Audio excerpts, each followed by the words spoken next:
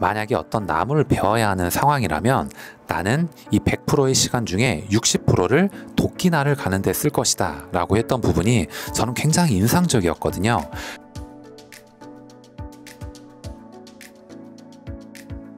안녕하세요. 소통하는 직장인 박범준의 따뜻한 일상 그리고 독서 시작하도록 하겠습니다. 오늘도 여러분들과 계속해서 이 세일즈 펀더멘털이라는 책에 대해서 얘기를 나눠볼 건데, 오늘 여러분들께 드릴 이야기는 뭐냐면, 이 세일즈 하는 데에서 굉장히 어려움이 많잖아요. 거절도 많이 당하게 되고.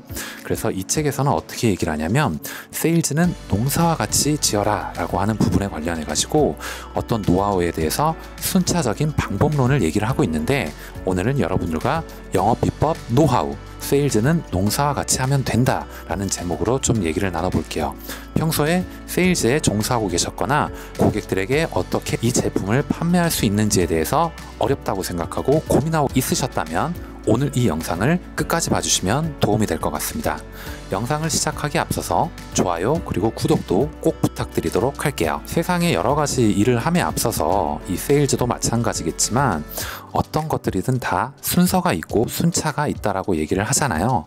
그래서 처음부터 단계만 맞게 밟아간다면 나중에 결과가 좋을 것이다 이런 얘기를 하고는 하는데, 즉 이런 부분이라고도 생각이 드는 게 너무 처음부터 욕심을 내지 마라 이런 느낌도 드네요. 그리고 링컨의 그 일화, 링컨이 했던 얘기 중에 제가 인상적이었던 대화가 하나 있는데, 만약에 어떤 나무를 베어야 하는 상황이라면 나는 이 100%의 시간 중에 60%를 도끼날을 가는 데 쓸 것이다 라고 했던 부분이 저는 굉장히 인상적이었거든요.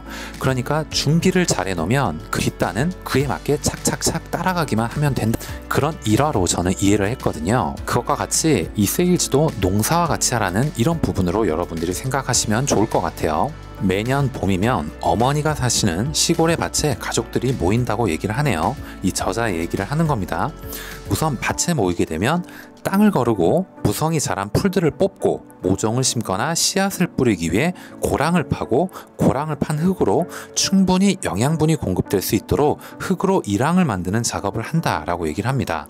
여러분들 뭐 TV나 이런 데를 통해서 보신 것도 있겠지만 실제로 농업에 종사하셨거나 농업을 해보셨던 분들은 더 많이 공감을 하실 것 같네요. 그리고 난 후에 시장에 가서 오래 심을 작물의 묘목과 모종, 씨앗을 구입한 후에 다 같이 모여서 묘목과 모종을 심고 씨앗을 뿌리는 작업을 함께 한다라고 얘기를 합니다. 첫 해 농사에서는 의욕적으로 묘목들을 굉장히 많이 심었는데 대부분이 가뭄으로 삐쩍 말라 죽었다. 이듬해가 되었을 때는 작년을 교훈 삼아 밭에 지하수를 뚫어가지고 물을 수시로 쓸 수 있도록 스프링클러를 설치했다라고 얘기를 합니다. 스프링클러는 이 바닥에 이렇게 꽂아가지고 물이 이렇게 슉슉슉슉슉슉 나오는 이런 거 있잖아요. 미국 영화 보면 그 정원에서 오는 장면을 많이 볼 수 있는데 그런 시도도 했다라고 얘기를 합니다. 지난 3년간의 경험을 교훈 삼아서 좀 더 연구를 해보았다. 묘목과 씨앗의 종류에 맞게 파종 시기와 심는 간격을 적절히 조절했고, 파종하고 씨앗의 종류에 따라 줄뿌림, 전뿌림, 흩어뿌림의 방법을 분간해서 넉넉히 간격을 유지해 씨를 뿌리는 작업을 했다. 그리고 잡초가 나는 것을 방지하고자 일항에 부직포로 된 망초망도 설치했다 라고 얘기를 합니다. 여러분들도 지금 느끼셨겠지만 여기서 하는 얘기를 다시 한번 정리를 해볼게요. 지금 이 얘기를 왜 했냐면요, 농부가 온전한 수확물을 얻기까지에는 많은 시행착오와 노력이 필요하다. 이러한 일련의 농사짓는 과정은 가망 고객을 발굴해서 고객으로 만드는 세일즈의 과정과도 비슷하다라고 얘기를 하네요. 보다 더 넓게 비즈니스 영역을 확장하고 더 큰 영업 성과를 기대하고자 한다면 전략적으로 가망 고객 발굴 작업을 해야만 한다. 농사일 같이 때에 맞추어 씨를 뿌리거나 모종을 심는 작업, 두루두루 사람을 만나서 관계를 맺는 것을 해야 되고, 단기간의 성과를 기대하기보다는 시간을 갖고 차근차근 관계를 쌓아가면서 때를 기다려야 한다라고 얘기를 하네요. 그리고 수확 시기가 되겠죠. 열매가 썩기 전에 혹은 서리가 내리기 전에 적절한 타이밍에 맞춰서 추수를 하는 것처럼 세일즈에 있어서도 적절한 타이밍에 고객에게 클로징을 해야 된다라고 얘기를 하네요. 이 농사일과 세일즈를 굉장히 잘 빗대어서 설명했다라고 저는 굉장히 많이 공감을 했습니다. 여러분은 어떻게 생각하실지 모르겠습니다. 농사일과 세일즈 프로세스가 얼마나 비슷한지를 여기서 다시 한번 정리를 해볼게요. 첫 번째 단계부터 해서 순차적으로 단계적으로 제가 말씀을 드려볼 테니까 여러분들께서는 여기서부터 노하우, 방법이다라고 생각을 하시고 유심히 듣고 머릿속으로 좀 정리를 해보시는 건 어떨까요? 첫 번째는 밭 고르기. 이것은 가망 고객을 발굴하는 행위다라고 얘기를 합니다. 두 번째는 씨앗, 모종의 선택이라고 얘기를 하는데 이것은 컨택할 가망 고객군 선정이다라고 얘기를 하고 있습니다. 본인에게 맞는 목표 시장을 선택하는 것이죠. 세 번째는 씨앗 뿌리기. 그러니까 줄 뿌림도 있고 전 뿌림도 있고 흩어 뿌림도 있을 텐데 이것은 초해 면담이다라고 얘기를 합니다. 그다음 네 번째는 잡초 제거 및 비료 주기라고 얘기를 하네요. 고객과의 신뢰와 관계 구축하는 단계라고 보시면 되겠습니다. 다섯 번째는 가지치기라고 얘기를 합니다. 이것은 선택과 집중입니다.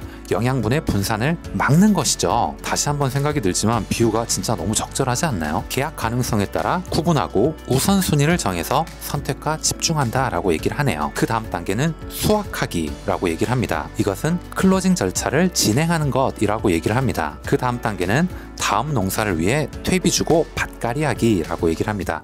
이것은 고객 관리라고 얘기를 합니다. 최종적으로 끝맺음, 클로징 이후에 이 고객이 계속 잘 지내는지, 문의사항은 없는지, 필요한 것은 없는지 이런 것들을 꾸준히 관계를 유지하면서 연락을 주고받는 것이죠.